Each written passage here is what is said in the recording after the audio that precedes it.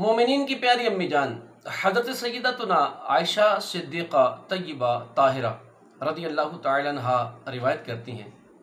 کہ مدینے میں ایک نوجوان تھا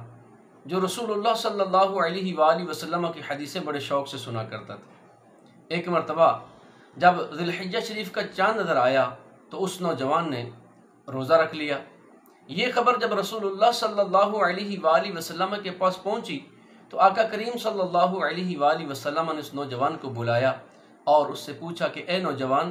تجھے کس چیز نے روزہ رکھنے پر آمادہ کیا ہے؟ وہ نوجوان عرض کرتا ہے، یا رسول اللہ صلی اللہ علیہ وسلم، حج کے ایام ہیں، قربانی کے ایام ہیں، جن کو اللہ پاک جل شانہ نے زیادہ راہ عطا فرمایا ہے وہ حج کو جائیں گے، جن کو اللہ پاک نے وسعت دی ہے وہ قربانیاں کریں گے۔ میں غریب آدمی ہوں، زیادہ راہ نہیں رکھتا کہ حج کر سکوں، اتنا میرے پاس مال نہیں ہے کہ میں قربانی کر سکوں، بس میں نے اس لیے روزہ رکھا کہ ہو سکتا ہے اللہ پاک جل شانہ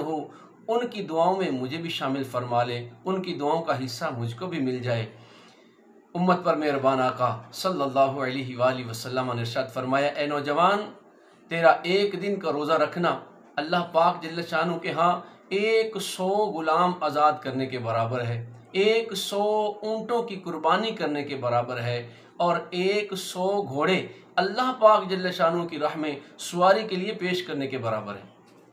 پھر جب 8ویں ذی الحجہ آئے گی تو روزہ رکھے گا تو اللہ پاک جل شانہ اس کا اجر اور بڑھا دے گا، اللہ پاک تجھے 1000 غلام آزاد کرنے کا ثواب عطا فرمائے گا، 1000 اونٹ اللہ کی راہ میں قربانی کرنے کا ثواب عطا فرمائے گا، اور 1000 گھوڑے اللہ پاک جل شانہ کی راہ میں سواری کے لیے پیش کرنے کا ثواب عطا فرمائے گا۔ پھر 9ویں ذی الحجہ کو جب تو روزہ رکھے گا اللہ پاک اس اجر میں مزید برکت عطا فرمائے گا اور بڑھا دے گا۔ اللہ پاک جل شانہ 9ویں ذی الحجہ کے روزے کی برکت سے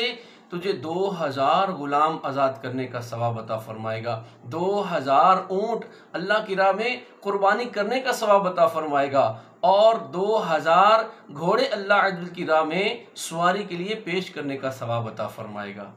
الحمدللہ ذی الحجہ شریف کے وہ ایام تشریف لا چکے ہیں اور اپنی رحمتیں برکتیں لٹا رہے ہیں۔ آئیے آپ بھی روزہ رکھیے اور اللہ پاک جل شانہ سے یہ اجر عظیم حاصل کیجیے۔